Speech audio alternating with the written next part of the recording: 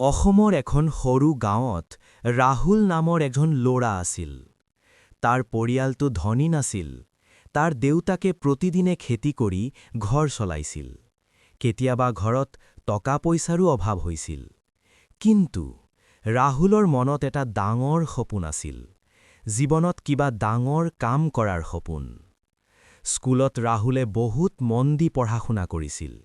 কিন্তু তাৰ কিছুমান বন্ধু-বান্ধৱে তাক প্ৰায়ে হাঁহি পৰিছিল।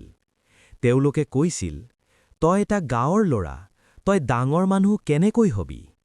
এই কথাবোৰ শুনি কেতিয়াবা ৰাহুলৰ মন ভাঙি গৈছিল। কিন্তু তাৰ মাকে সদায় এটা কথা কৈছিল, "যিজনে চেষ্টা কৰা নেৰে, সি এদিন নিশ্চয় সফল হয়।" এই কথাটো ৰাহুলৰ মনত গভীৰকৈ বহি গ'ল। এদিন স্কুলত এখন ডাঙৰ পৰীক্ষা হৈছিল। ৰাহুলে বহুত পৰিশ্ৰম কৰি পঢ়িছিল। কিন্তু ফলাফল আহোঁতে দেখা গ'ল তাৰ নম্বৰ ভাল নহ'ল। অনেকেই আকৌ তাক হাঁহি কৰিলে।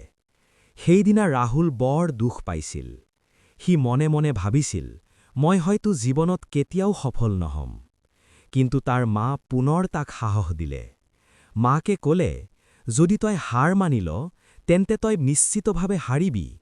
কিন্তু যদি তই চেষ্টা কৰি থাক, তেন্তে এদিন জয় তোৰেই হ'ব।"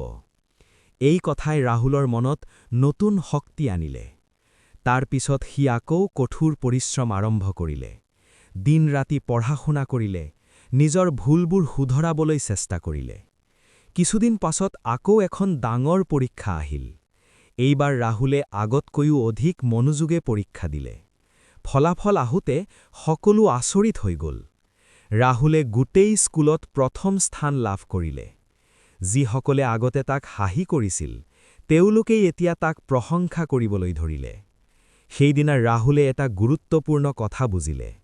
সফলতা সেইসকল লোকৰেই হয়, যিসকলে কেতিয়াও হাৰ নেমানে আৰু চেষ্টা কৰি থাকে।